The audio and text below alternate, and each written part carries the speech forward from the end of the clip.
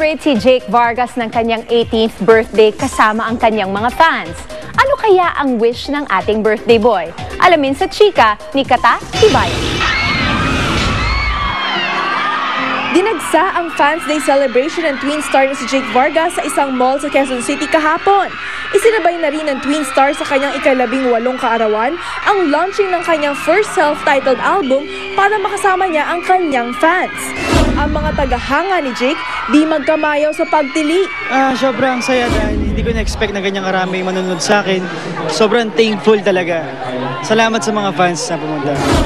Hinalala ni Jake ang mga babaeng tagahanga ng mga kanta mula sa kanyang album, tulad ng Mahal na Mahal Kita, Basta't Kasama Kita at ang carry single ng Ngiti. Nakisaya rin ang ilan pang miyembro ng kanyang twin family na si Derek Monasterio, Lexi Fernandez, Joyce Ching at Christopher Martin.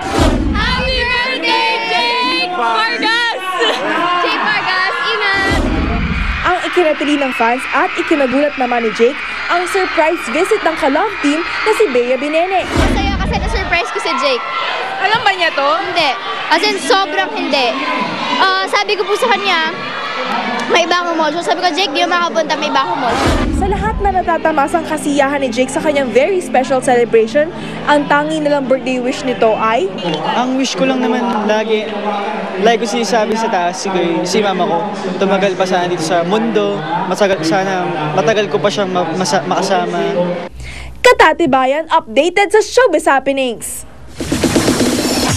At yan ang mga buena manong chika for the week.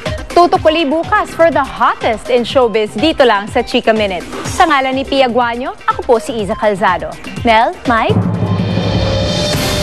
Salamat, Isa. At yan po ang mga balitang aming tinutukan sa nakalipas na 24 oras.